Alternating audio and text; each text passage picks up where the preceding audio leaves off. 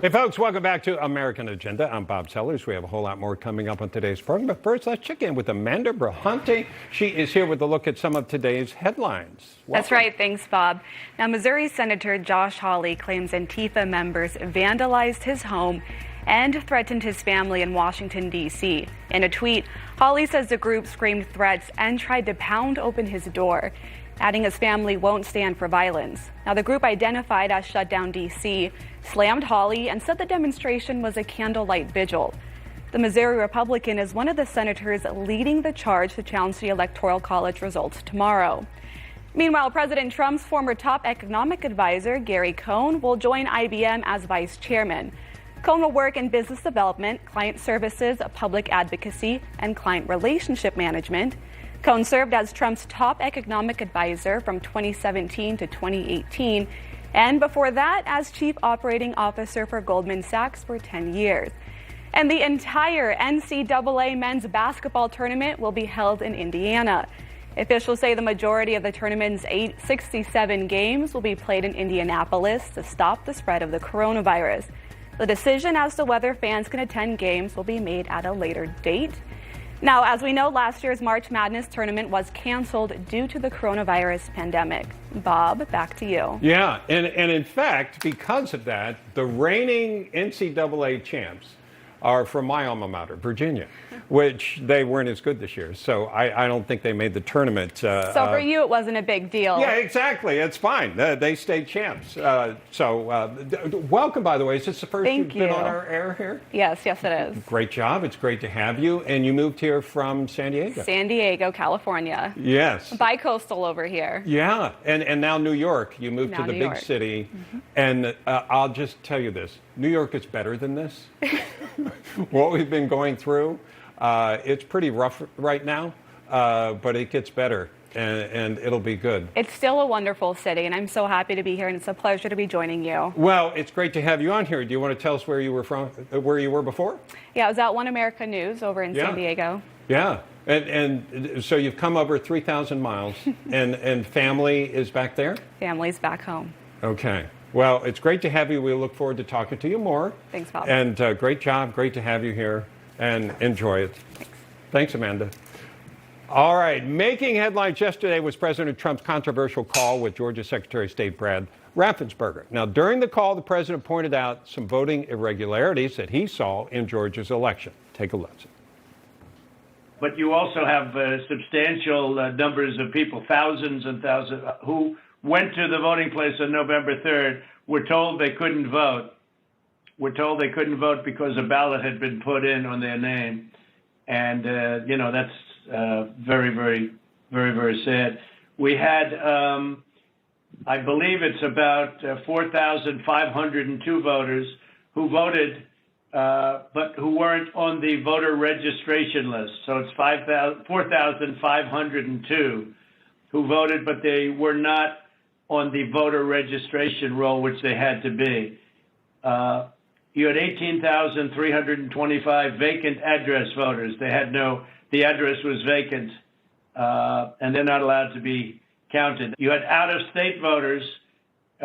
They voted in Georgia, but they were from out of state, of 4,925. You had absentee ballot sent to vacant. They were absentee ballots sent to vacant addresses. They had nothing on them about addresses. That's 2,326. And you had drop boxes, which was very bad. All right, a lot to talk about here. Now, since the call was recorded and released, many wonder if there was a breach of national security with this information going out there. Joining us now to discuss, national security analyst Adam Roosevelt. Adam, good to see you, sir. So we'll start with that. Was there something wrong with that call? I'll tell you this, Bob. I've taken a look at the transcripts. I've looked at the audio, and this really boils down to legal limitations and protecting the election process. The Office of General Counsel at the White House, it's their job to brief the president on risk analysis, let him understand the parameters before these calls are made, and those statements that he may make on those calls could lead to questions of concern. I think it's in the president's right to be briefed by the secretary. I think the extent of that is that he needs to have the information, but I think OGC, the attorneys on the call, should be representing the president just in case we run into any legal issues. And again, that's the reason why the understanding of legal limitations is so critical.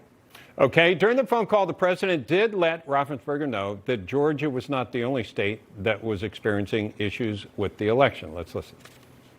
Troy, we had 100, I think it was 139% of the people voted. In Pennsylvania, they had well over 200,000 more votes than they had people voting. In Michigan, a tremendous number of dead people that voted. I think, Mark, it was 18,000.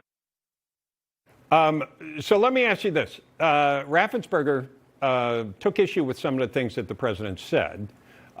Is there anything wrong with him taking a position saying this is what we found, and the president saying, well, from the people we talked to, this is what we found?